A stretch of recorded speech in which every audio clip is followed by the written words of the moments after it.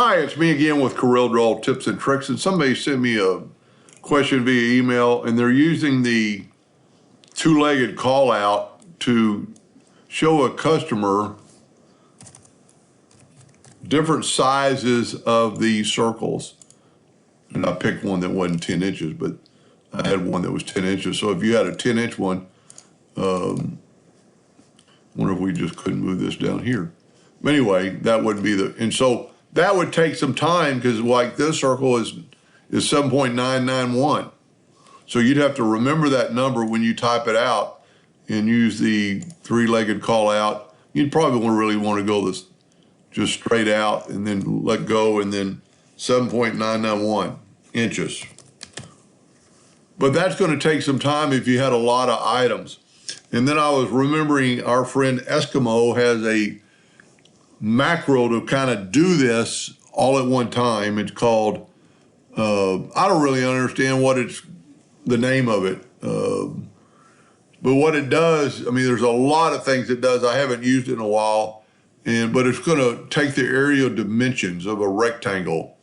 So, basically this is a rectangle box, even though it's 12 point, if we hold down the shift key, it's a rectangle. It's the same size. So it's measuring the rectangle or the size of that item, which is the same thing in an ellipse. But in this quick, we can grab all these and set their perimeters to the vertical, have it in the center vertically or horizontally, and have it at the bottom vertically, and just hit create, and it put what that is. And this way it would even do like an oval. If you had an oval shape, it would tell you that it's 4.395 by 2.18. And you can do them individually. I just happened to pick them all, the same at the same time, but you could just pick one at a time and just get that one number. Now, you could select all of them and treat selection as a single object. Hit create, and so all these pieces are at 37 inches. 37 inches, wow, huge. But if we do this, well, let's move this out of the way.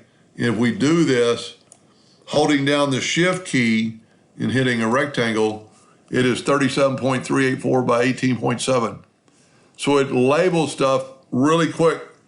I haven't used this, but you can change the font, you can change the text, you can change, we could have it in the center.